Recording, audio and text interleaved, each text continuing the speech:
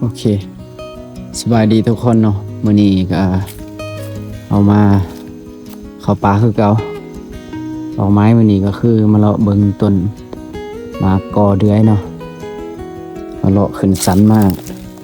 ได้2แต้มละนกหยังบูนี่นกน้อยตัวนึงยิงนกปิงมันเข้าสวยกันเนาะนี่มา2คนเด้อมื้อนี้น้ำไม่พอเรายังอยู่ลุมพุ่นเอาขึ้นมาก่อนละ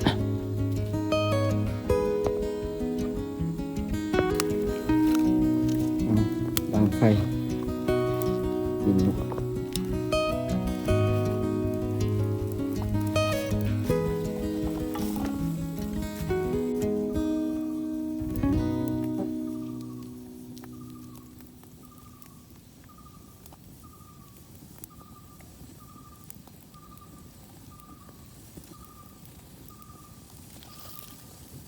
ทิ้งราคา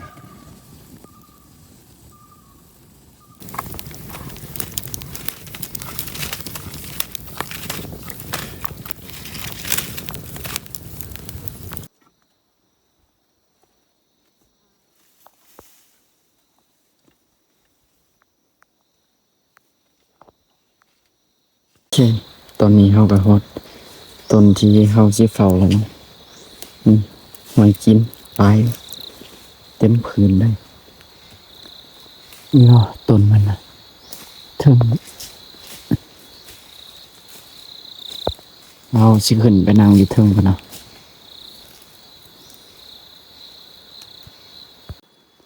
ต้นที่เขาสิเฝ้าแม่นต้นนี้เนาะต้นเทิงนี่แต่ว่ามันมีหลายต้นอยู่แต่ว่าต้นนี้หอยกินคักกว่าเนาะนี่เนาะต้นนี้ก็มีหอยอยู่เต็มแต่ว่าบ่หลายปานใดนี่เนาะต้นมันมีต้นหนึงก็อยู่พุ่นอีกแล้วก็อยู่เทิงพุ่นเขตนี้มี2-3ต้นพุ่นเนาะแต่ว่าเขาสิเฝ้าต้นนี้แหละต้นเทิงนี้มันจะได้ก็ติดตามไปนำกันเด้อเขาสินั่งอยู่นี่เนาะโอเคเนาะตอนนี้เขาก็ได้บ่อนนั่งแล้วเด้อประมาณ20 เมตร10ปลายเมตรนี่แหละก็บ่สูงปานใด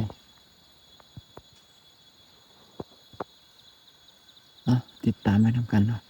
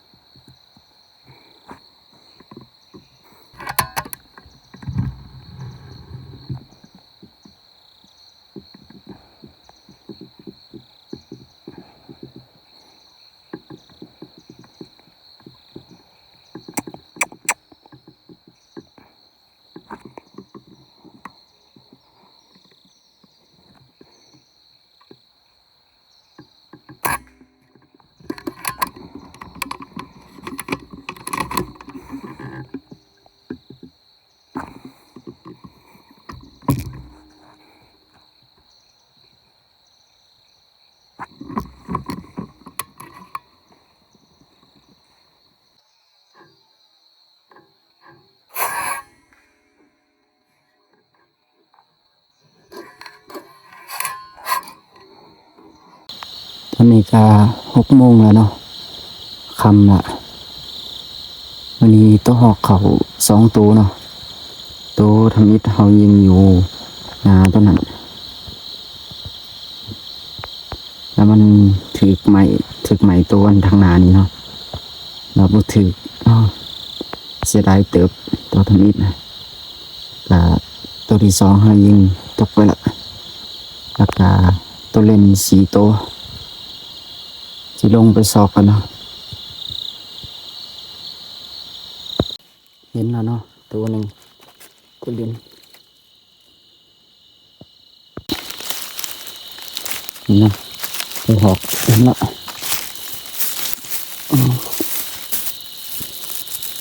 ตัวใหญ่อยู่หอกเบาแค่ยิง2 ตัวนี่แต่ว่าได้แต่ตัวเดียวตัวเล่นแบบนี้เห็นแล้วเนาะตัวที่2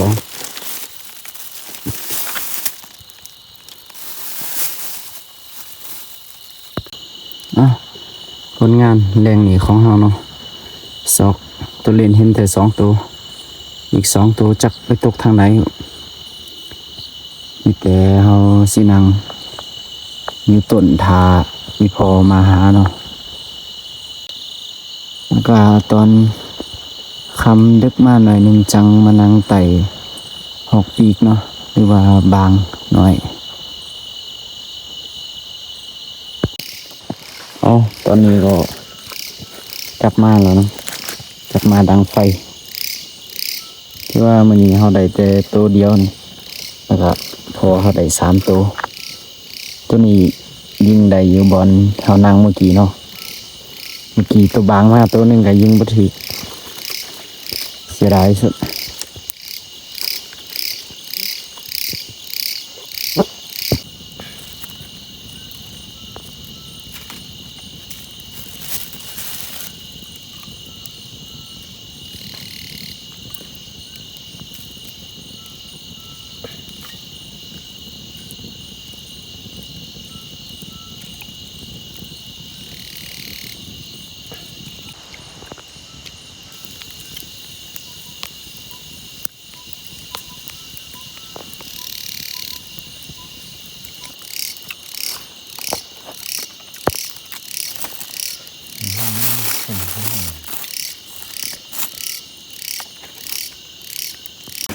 ตอนนี้ก็สิพากัน